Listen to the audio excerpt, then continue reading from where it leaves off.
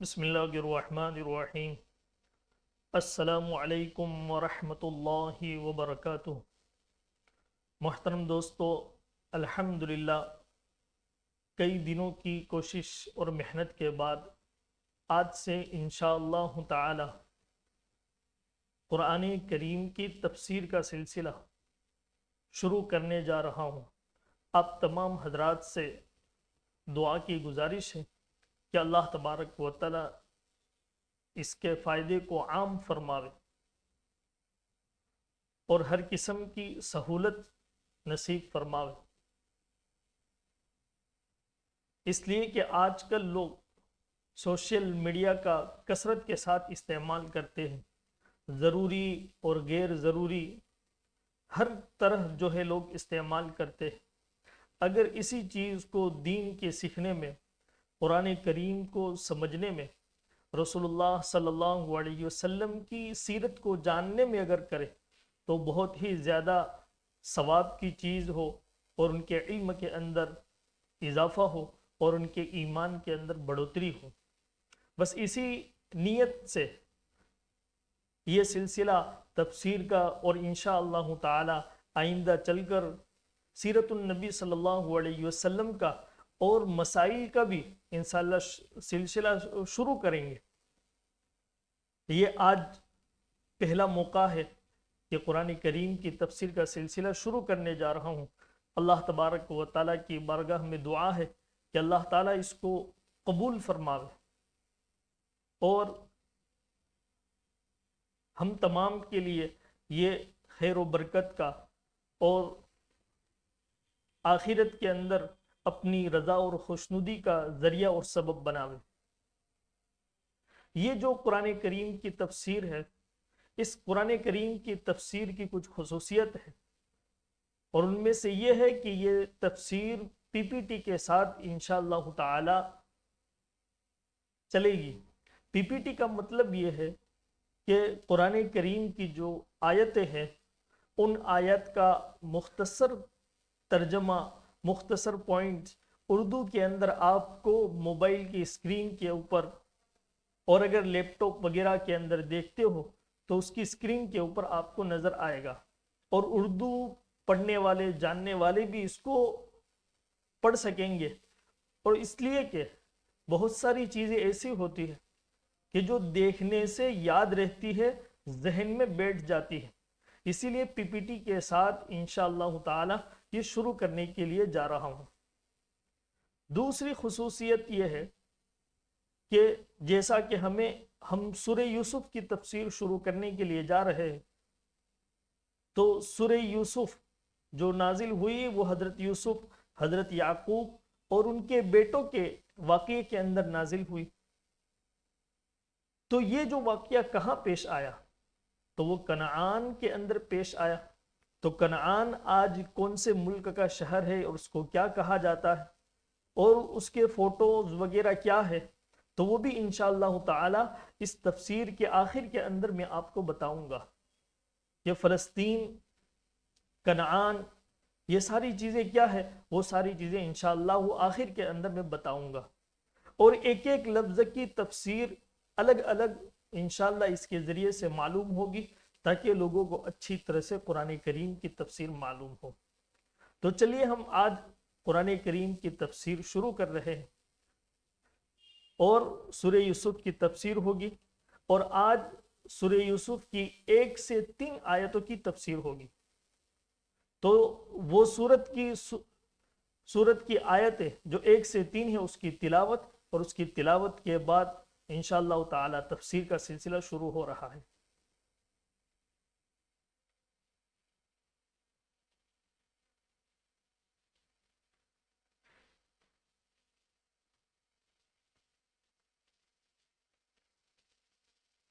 الحمد لله نحمده ونستعينه ونستغفره ونؤمن به ونتوكل عليه ونعوذ بالله من شرور أنفسنا ومن سيئات أعمالنا، من يهده الله فلا مضل له ومن يضلله فلا هادي له، ونشهد أن لا إله إلا الله وحده لا شريك له، ونشهد أن سيدنا ومولانا محمدا عبده ورسوله صلى الله تعالى عليه وعلى آله وأصحابه وبارك وسلم تسليما كثيرا كثيرا.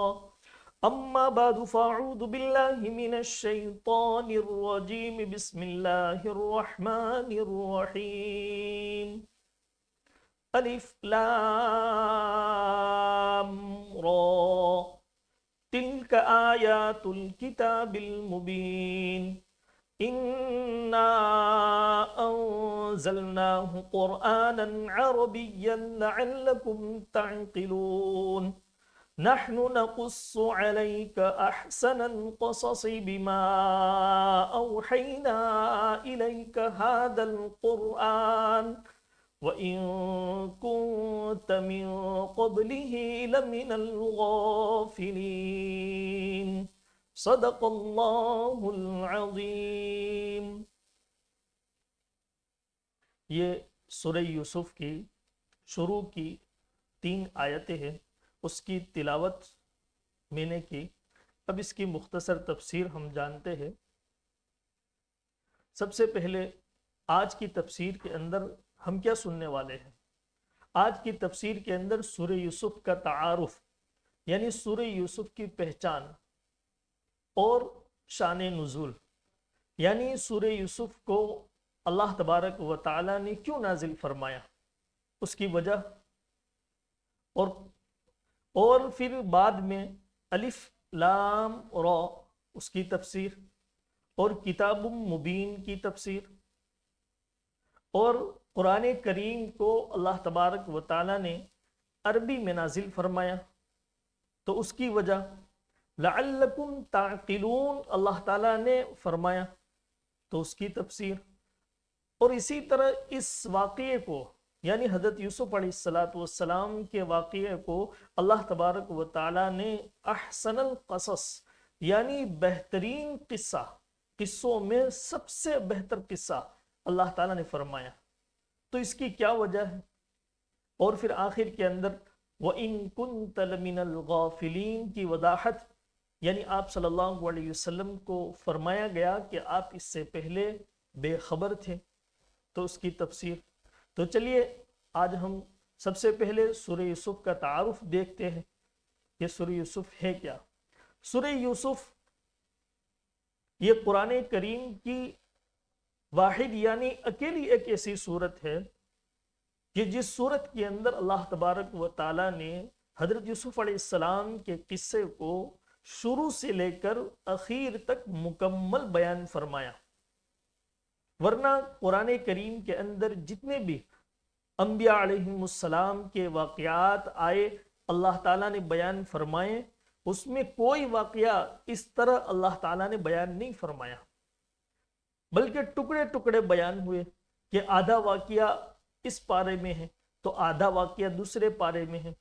آدھا واقعہ اس صورت میں ہے تو آدھا واقعہ دوسری صورت میں ہے. تو اس طرح مختلف الگ الگ جگہوں میں اللہ تبارک و تعالیٰ نے اس کو بیان فرمایا. لیکن سورہ یوسف کو اللہ تعالیٰ نے ایک ہی جگہ بیان فرمایا. یہ اس کی خصوصیت ہے. یہ سورت کتنی بڑی ہے؟ تو 111 اس سورت میں آیتیں ہیں اور 12 رکوع ہیں. یہ سورت کہاں نازل ہوئی؟ یہ سورت مکہ میں نازل ہوئی، یعنی ہجرت، آپ صلی اللہ علیہ وسلم کی ہجرت سے پہلے یہ سورت اللہ تبارک و تعالیٰ نے نازل فرمائی. اور یہ سورت، اس کا ایک مقصد اور اس کی ایک خاص ضرورت یہ ہوئی کہ آپ صلی اللہ علیہ وسلم کو اس زمانے کے اندر یہ سورت نازل فرمائی جس زمانے کے اندر آپ جو ہے غم کے حالات سے دوچار تھے، یعنی غم کے سال آپ کے چل رہے تھے. اور اس صورت کے اندر آپ صلی اللہ علیہ وسلم کے لیے تسلی کا سامان بھی ہے کہ جس طرح اس واقعے کے اندر حضرت یوسف علیہ السلام کے ساتھ ان کے بھائیوں نے ان کے ساتھ سازش کی، ان کے ساتھ حسد کیا اور ان کو اپنے گھر سے، اپنے ماں باپ سے دور کیا، اسی طرح آپ کو بھی اگر ایسا موقع آ جاوے تو آپ اس کے اندر غم نہ کریں، اس لیے کہ اس سے پہلے نبیوں کے ساتھ بھی یہ حالات پیش آئے ہیں اور حضرت یوسف کے ساتھ ان کے سگے بھائیوں نے یہ کام کیا ہے، تو یہ آپ کے لیے تسلی ہے۔ اس لیے اللہ تبارک و تعالیٰ نے اس سورت کو ہجرت سے پہلے اس کو نازل فرمایا۔ دوسرا، حضرت یوسف علیہ السلام کا شجرہ یعنی نسب، کہ حضرت یوسف کون ہے۔ حضرت یوسف علیہ السلام کے بارے میں حدیث میں آتا ہے کریم ابن الکریم ابن الکریم، یعنی کریم یعنی مکرم اور شریف، اور وہ بھی مکرم شریف، اور ان کے والد وہ بھی مکرم شریف، اور ان کے والد بھی مکرم شریف، مکرم اور شریف، یعنی اس سے مراد کیا ہے کہ یوسف علیہ السلام وہ بھی نبی، اور ان کے والد حضرت یعقوب علیہ السلام وہ بھی نبی، اور یعقوب علیہ السلام کے والد حضرت اسحاق علیہ السلام وہ بھی نبی، اور حضرت اسحاق کے والد حضرت ابراہیم علیہ السلام وہ بھی نبی۔ تو یہ نبیوں کے بیٹے ہیں اور نبیوں کا سلسلہ ان سے چلتا آ رہا ہے، اس لیے ان کو کریم ابن الکریم ابن الکریم کہا گیا۔ اب آگے دیکھتے ہیں کہ یہ سورت اس کا شان نزول کیا ہوا، اس کے نازل کرنے کی وجہ کیا ہوئی۔ تو اس کی شان نزول، اس کی وجہ یہ ہے کہ آپ صلی اللہ علیہ وسلم مکہ میں تھے، اور مکہ میں مشرک یعنی کافر اور مشرک تھے، اور مشرکوں کی حالت یہ تھی کہ وہ اس زمانے کے اندر پڑھے لکھے نہیں سمجھے جاتے تھے، اور اس زمانے کے اندر جو پڑھا لکھا سمجھا جاتا تھا وہ یہودیوں کو سمجھا جاتا تھا، اور مشرکین کو اگر کوئی مسئلہ درپیش ہوتا، کوئی کام ہوتا، کوئی بات ہوتی، تو یہ لوگ یہودیوں کے پاس جاتے۔ اب آپ صلی اللہ علیہ وسلم نے نبوت کا اعلان کیا، تو نبوت کے اعلان کے بعد یہودیوں کے پاس یہ لوگ گئے، مشرکین یہودیوں کے پاس گئے، اور یہودیوں سے جا کر پوچھا کہ یہ محمد صلی اللہ علیہ وسلم نبوت کا دعویٰ کرتے ہیں، تو آپ ہمیں کچھ باتیں بتائے، کچھ سوال ہم کو سکھلائے، تاکہ ہم ان سے جا کر کرے تو ہم کو پتا چلے۔ تو یہودیوں نے مشرکوں سے کہا کہ آپ ان سے جا کر کہے کہ اگر یہ قوم عاد، قوم سمود اور ان کے واقعات اگر بیان کرے تو اس میں کوئی بڑی بات نہیں ہے، اس لیے کہ یہ واقعات عرب کا بچہ بچہ جانتا ہے۔ آپ ان سے جا کر یہ پوچھو کہ بنی اسرائیل جو کنعان کے اندر رہتے تھے وہ مصر کیسے پہنچے، حضرت یوسف علیہ السلام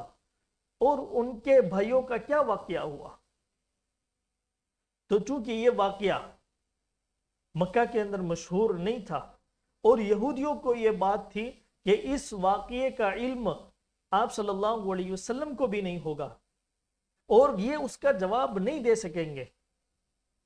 اس لیے انہوں نے آپ صلی اللہ علیہ وسلم کو آ کر یہ سوال کیا۔ تو آپ صلی اللہ علیہ وسلم نے ان کو،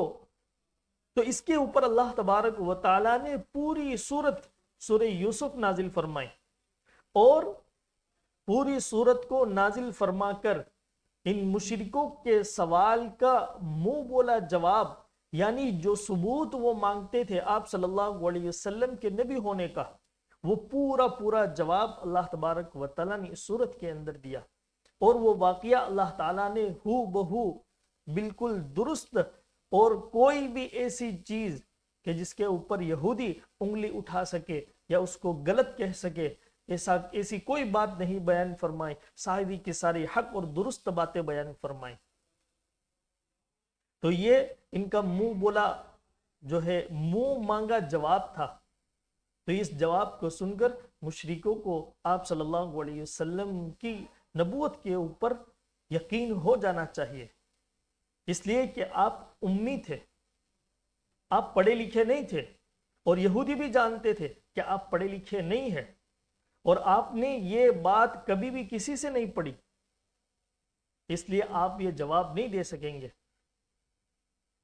لیکن پھر بھی آپ اگر درست اور صحیح جواب دیتے ہیں تو اس کا مطلب یہ ہے کہ آپ اپنی ذات سے نہیں بولتے، آپ وحی کے ذریعے سے بولتے ہیں، اور وحی نبیوں کے اوپر ہی آتی ہے، اس لیے آپ کی نبوت کی سچی پکی دلیل ہے۔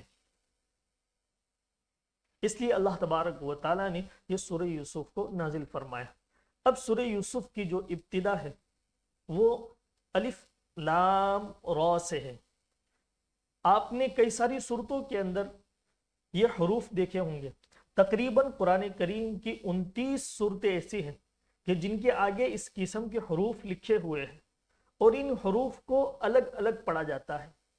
یعنی الف الگ پڑھا جاتا ہے، لام الگ پڑھا جاتا ہے، رو الگ پڑھا جاتا ہے، ان کو ملا کر نہیں پڑھا جاتا۔ اسی لیے ان حروف کا نام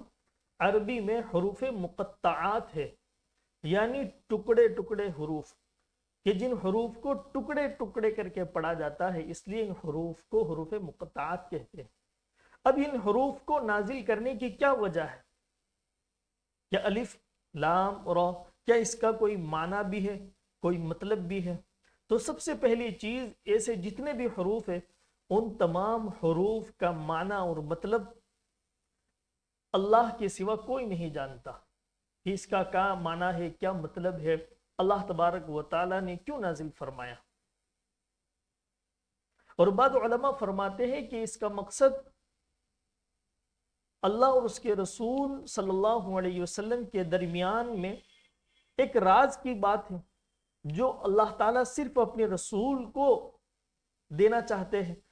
اور آپ کو بتلانا چاہتے ہیں، اور گویا یہ اللہ اور اس کے رسول صلی اللہ علیہ وسلم کے درمیان میں ایک کوڈ ہے، کوڈ کی بات ہے۔ جیسے بہت سی مرتبہ لوگ آپس میں بات کرتے ہیں تو دوسروں کو اگر کسی بات کا بتلانا مقصود نہ ہو تو کوڈ ورڈ میں بات کرتے ہیں، مبہم بات کرتے ہیں۔ اسی طرح اللہ اور اس کے رسول کے درمیان میں یہ کوڈ ورڈ ہے۔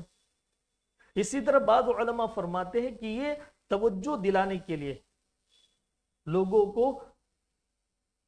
یعنی اس صورت کے اندر جو مضمون، جو باتیں، جو واقعہ آنے والا ہے اس کی طرف توجہ دلانے کے لیے۔ اور اسی طرح ان حروف کے لانے کا ایک تیسرا مقصد یہ بھی ہے کہ عرب کے لوگ اپنے آپ کو عربیدہ کہتے تھے، عربیدہ اپنے آپ کو کہتے تھے کہ ہم عرب کے لوگ ہیں، عرب کو جاننے والے ہیں۔ تو اللہ تبارک و تعالیٰ نے انہی کے عربی کے حروف سے کچھ کلمہ اور حروف سے کچھ کلمے بنا کر ان کو یہ چیلنج کیا کہ اگر تم اپنے آپ کو عربیدہ کہتے ہو تو ان حروف کا معنی اور مطلب تم بتلا کر دکھلاؤ، یا پھر یہ حروف جو بنے ہیں وہ تمہارے عربی کے حروف سے ہی بنے ہیں، الف سے لے کر یا تک کے حروف سے ہی بنے ہیں،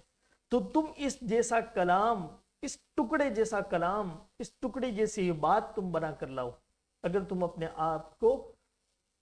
عرب کہتے ہو، اہل عرب کہتے ہو، تو یہ گویا عربوں کو چیلنج بھی ہے۔ اس لیے اللہ تبارک و تعالیٰ نے ان حروف کو قرآن کریم کے اندر نازل فرمایا۔ اب آگے ہم دیکھتے ہیں کہ اللہ تبارک و تعالیٰ فرماتے ہیں اِنَّا تِلْكَ آیات الکتاب المبین، کہ یہ آیتیں کتاب مبین کی ہے۔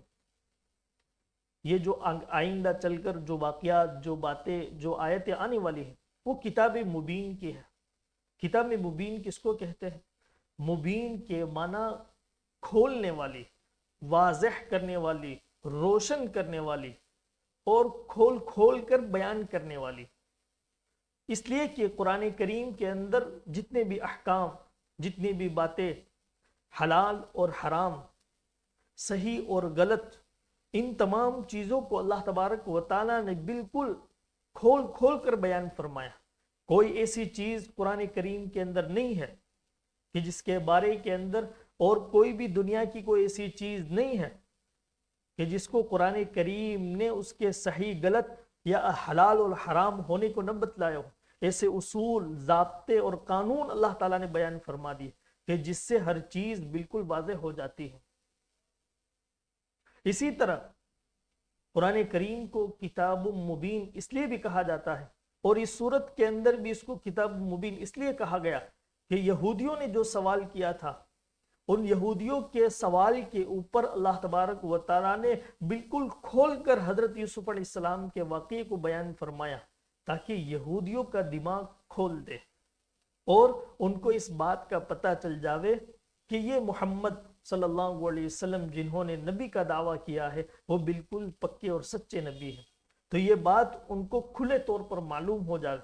اس لیے اللہ تبارک و تعالیٰ نے اس کو کتاب مبین فرمایا۔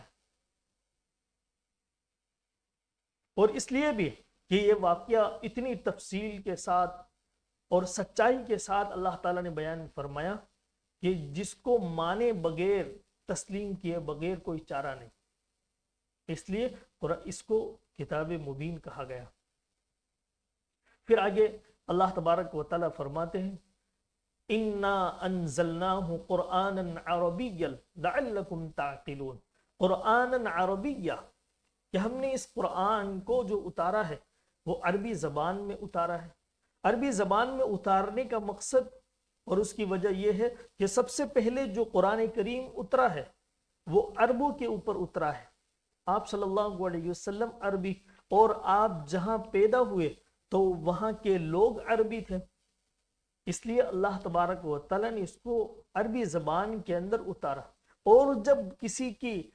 مادری زبان میں یعنی ماترو بھاشا میں جب کوئی چیز آتی ہے تو وہ جلدی سمجھ میں آتی ہے اور دلوں کے اندر اثر کرتی ہے، تو چونکہ عربی لوگ تھے اس لیے اللہ تبارک و تعالیٰ نے اس کو عربی کے اندر نازل فرمایا۔ اب اس کے اوپر جب عربی کے اندر نازل فرمایا تو اللہ کے رسول صلی اللہ علیہ وسلم چونکہ عربی ہے، آپ کی زبان عربی ہے اور قرآن کریم کی زبان بھی عربی ہے، اور جنت کے اندر جب لوگ جنت میں جائیں گے تو کوئی اپنی اپنی زبان نہیں بولے گا، جنت میں اندر سارے لوگوں کی زبان بھی عربی ہوگی۔ اس لیے آپ صلی اللہ علیہ وسلم نے فرمایا کہ تم بھی عربی زبان سے محبت کرو، اس لیے کہ یہ زبان نبی علیہ السلام کی زبان بھی عربی، قرآن کی زبان بھی عربی اور جنت والوں کی زبان بھی عربی ہوگی۔ آج لوگ عربی زبان کو چھوڑ کر دوسری زبانوں سے بہت زیادہ محبت کرتے ہیں، ایسے میں عربی زبان سے محبت کرنے کی ضرورت ہے۔ یہ ہمارے قرآن کی زبان ہے، ہمارا جو اصل ایمان ہے وہ قرآن کے اندر ہے، اور قرآن کو تو قرآن کریم کی زبان کو سمجھنا یہ ہمارے لیے فخر کی بات ہونی چاہیے۔ اس لیے ہر ایک مومن کے دل کے اندر اور عربی زبان کی محبت اور عظمت ہونی چاہیے، اور اس کو سیکھنے کی طلب اور تڑپ اس کے اندر ہونی چاہیے۔ پھر آگے اللہ تبارک و تعالیٰ نے فرمایا لَعَلَّكُمْ تَعْقِلُونَ، تاکہ تم سمجھو، یعنی ہم نے یہ قرآن کریم عربی میں اتارا تاکہ تم سمجھو۔ اس کے ذریعے سے بہت ساری جگہ پر اللہ تبارک و تعالیٰ نے یہ بات انظروا، دیکھو، الم تر، کیا تم نے نہیں دیکھا، جگہ جگہ اللہ تعالیٰ نے یعنی انسان کو سمجھنے کی دعوت دی، عقل استعمال کرنے کو اللہ تعالیٰ نے فرمایا، اور وہ بھی عقل سلیم استعمال کرنے کو فرمایا کہ قرآن اور اس کے احکام اور اسی طرح نبی علیہ السلام کے اعمال اور آپ کی سنتیں اور آپ کے احکام، آپ کی بتلائی ہوئی چیزیں کوئی ایسی نہیں ہے کہ جو انسان کی عقل سے باہر کی ہو، جو انسان کو سمجھ میں نہ آئے، بلکہ وہ ساری چیزیں عقل کے اندر رہتے ہوئے ہیں۔ اسلام نے اندھی تقلید یعنی اندھا دھن کسی بات کو ماننے کو نہیں کہا، بلکہ ہر چیز کو تم دیکھو گے تو وہ عقل کے اندر ہی ہوگی، اور عقل اس کو سب سے اعلیٰ پیمانے کے اوپر رکھے گی۔ اس لیے اللہ تعالیٰ نے فرمایا لعلکم تعقلون۔ دنیا اگر ہماری شریعت میں کسی بھی چیز کو آنکھیں بند کر کے مان لینے کو نہیں کہا، اگر کوئی چیز ہمیں سمجھ میں نہیں آتی ہے تو وہ ہمارا اپنا قصور ہے، ہماری عقل کا قصور ہے۔ بہت سارے احکام ایسے ہیں کہ جو لوگوں کو سمجھ میں نہیں آتے، لیکن جب اس کا صحیح علم اور پورا علم جب جانتے ہیں تب ان کو پتہ چلتا ہے۔ جیسا کہ طلاق کا حکم جب دنیا والوں نے کہا کہ یہ ایک اتیاچاری حکم ہے، اس کے اندر تو عورتوں کے اوپر ظلم ہے،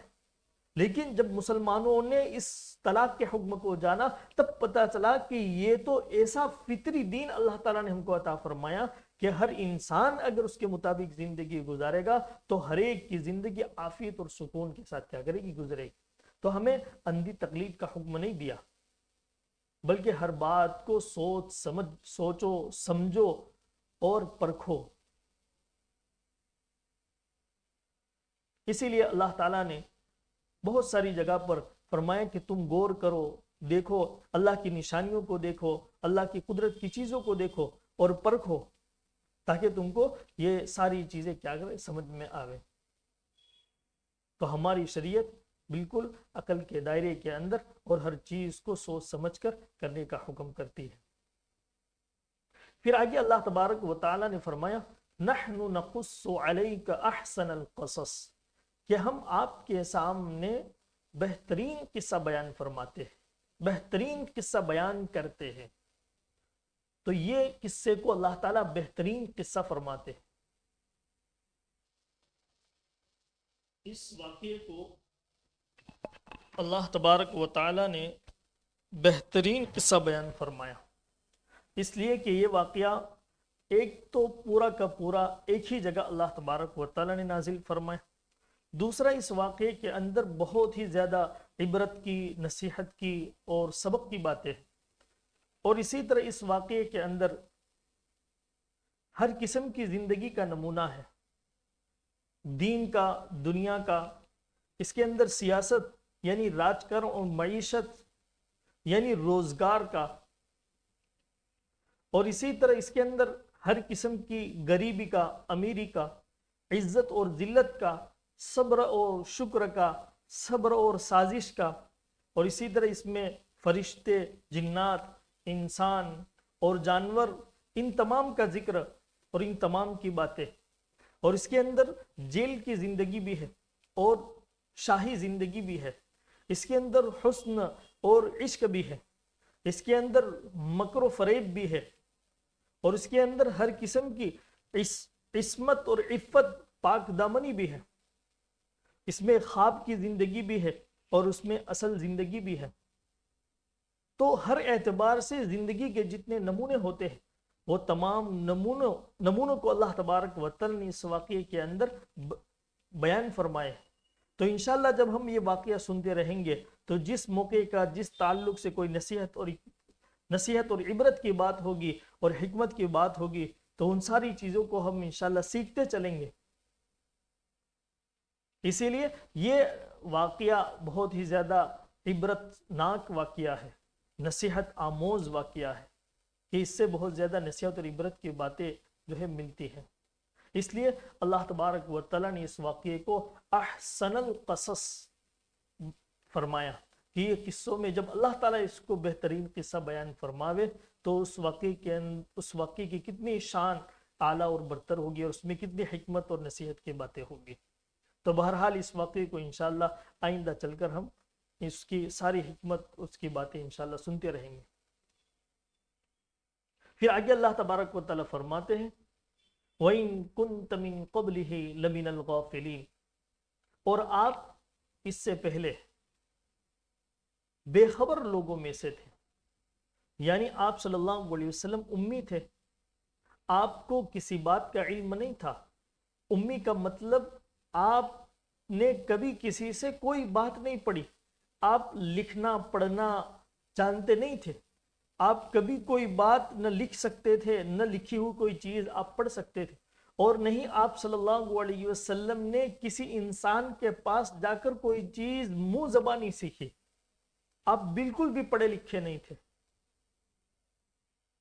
جب آپ پڑھے لکھے نہیں تھے اس کے باوجود بھی آپ گزرے زمانے کے واقعے کو اور اس کی باتوں کو، اور وہ بھی کافر اور مشرکوں کی طرف سے اور یہودیوں کی طرف سے سوال کے اوپر، آپ جب ٹھیک ٹھیک اس واقعے کو بیان کر رہے ہیں تو یقیناً یہ آپ صلی اللہ علیہ وسلم کی نبوت کی سچی دلیل ہے،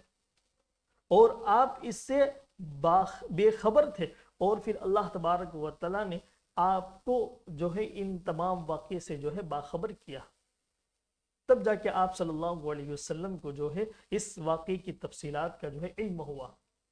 ورنہ غافلین کا مطلب یہ نہیں کہ آپ غفلت والے لوگوں میں سے تھے، آپ غافل تھے، نہیں، آپ بے خبر تھے، آپ کو واقعے کا علم نہیں تھا، اور اللہ تبارک و تعالیٰ نے آپ کے اوپر وحی بھیجی اور آپ کو اس واقعے کا علم ہوا۔ پھر آگے حضرت یوسف علیہ السلام کے خواب کا ذکر ہے۔ اس سے پہلے ہم، جیسا کہ میں نے آپ کو کہا تھا کہ یہ جو واقعہ ہوا وہ کنعان کے اندر ہوا۔ حضرت یعقوب علیہ السلام کا جو شہر تھا وہ کنعان تھا۔ اب یہ کنعان کیا ہے؟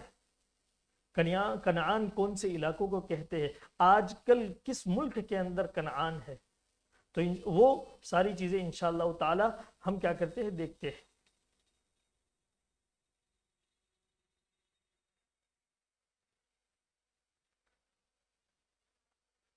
کنعان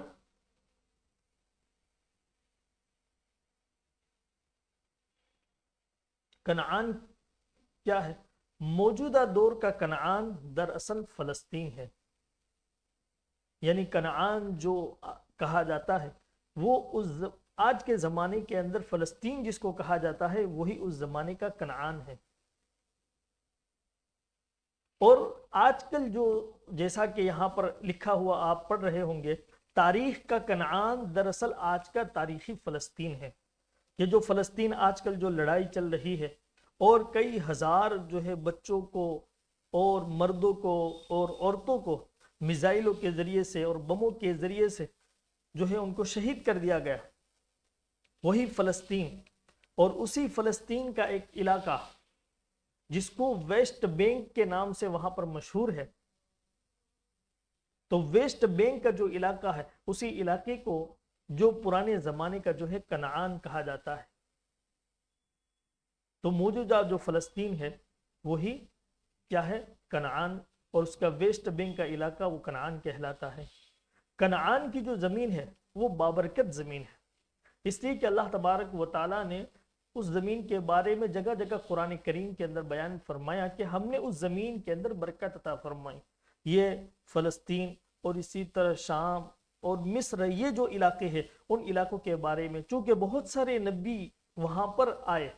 جتنے بھی بنی اسرائیل کے انبیاء ہیں، نبی ہیں، وہ سارے کے سارے نبی وہاں پر آئے، تو اس جگہ کے اوپر اللہ تعالیٰ نے خوب برکت عطا فرمائی۔ وہاں پر باغات، وہاں پر درخت، وہاں پر پھل اور یہ ساری چیزیں بہت زیادہ کثرت کے ساتھ ہیں، اور وہاں پر زیتون کے باغات بہت زیادہ ہیں،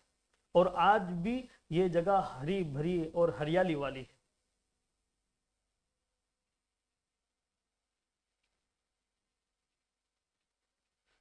اب کنعان کے بارے میں جیسا کہ یہودیوں کا سوال تھا کہ یہودیوں نے جو سوال کیا تھا کہ کنعان سے مصر یہ کیسے پہنچے، تو یہاں پر آپ کو نظر آتا ہوگا یہ کنعان ہے، اور یہ کنعان سے لے کر یہ جو علاقہ ہے یہاں سے لے کر یہ ایجپت، اور ایجپت کا دوسرا نام آج کل جو ہے مصر اس کو کہا جاتا ہے، مصر اور اسی کو جو ہے ایجپت کہا جاتا ہے۔ تو یہاں سے لے کر یہاں یہ بنی اسرائیل کیسے پہنچے، یہی سوال ان کا تھا۔ تو یہ جو کنعان ہے یہ کنعان سے مصر، بنی اسرائیل یعنی حضرت یوسف علیہ السلام، پھر اس کے بعد حضرت یعقوب بھی مصر پہنچ گئے تھے حضرت یوسف علیہ السلام کے پاس، تو وہ کیسے پہنچے، یہی یہودیوں کا سوال تھا۔ اب یہ جو آپ کو نظر آتا ہے یہ وہاں کے علاقے کے فوٹو ہے، جہاں پر پرانے زمانے کی کچھ چیزیں، کچھ آثار قدیمہ یعنی پرانی چیزیں کہ وہ کھدائی کے اندر نظر آئی، اس کی کچھ چیزیں کہ یہ پرانا کیا ہے، کنعان کہلاتا ہے۔ اور بہت ساری ایسی چیزیں وہاں پر آج بھی کنعان کی پرانی چیزیں آج بھی جو ہے نظر آتی ہیں، جیسا کہ یہ بھی کنعان کی پرانی سیڑھیاں کہلاتی ہیں کہ یہ کھدائی کے اندر فلسطین اور فلسطین کے جتنے بھی شہر ہیں ان شہر کے نیچے آج بھی فلسطین کنعان جو ہے پرانا دبا ہوا ہے۔ تو جہاں کہیں ایسی کوئی کھدائی ہوتی ہے تو پرانے کنعان کی ایسی چیزیں، پرانی چیزیں جو ہے نظر آتی ہیں۔ یہ بھی کنعان جیسا کہ جدید شہروں یعنی آج کل کے نئے شہروں کے نیچے دفن تاریخ، یعنی کنعان کی تاریخ اس کے نیچے کیا ہے، دفن ہے۔ وقت گزرنے کے ساتھ بستیاں بدل گئی. آج کے جدید فلسطینی شہروں کی بنیادوں اور پہاڑوں کے عین نیچے کنعان کی قدیم تاریخ دفن ہے. یعنی کنعان جو ہے وہ آج بھی فلسطینی شہروں کے نیچے ہے. اب یہ آپ کو جو نظر آتی ہے یہ مسجد ابراہیمی کے نام سے ہے، اور یہ شہر خلیل یعنی ہیبرون شہر جو فلسطین کے اندر ہے اس میں یہ عظیم الشان ایک مسجد ہے. اور اس مسجد کے اندر حضرت ابراہیم علیہ السلام، حضرت اسحاق علیہ السلام، حضرت یعقوب علیہ السلام اور بعض روایات کے مطابق حضرت یوسف علیہ السلام کی آرام گاہ ہے. یعنی یہاں پر ان کی قبریں، حضرت ابراہیم، حضرت اسحاق اور حضرت یعقوب علیہ السلام کی قبریں اس مسجد کے اندر ہے جو ہیبرون شہر کے اندر ہے.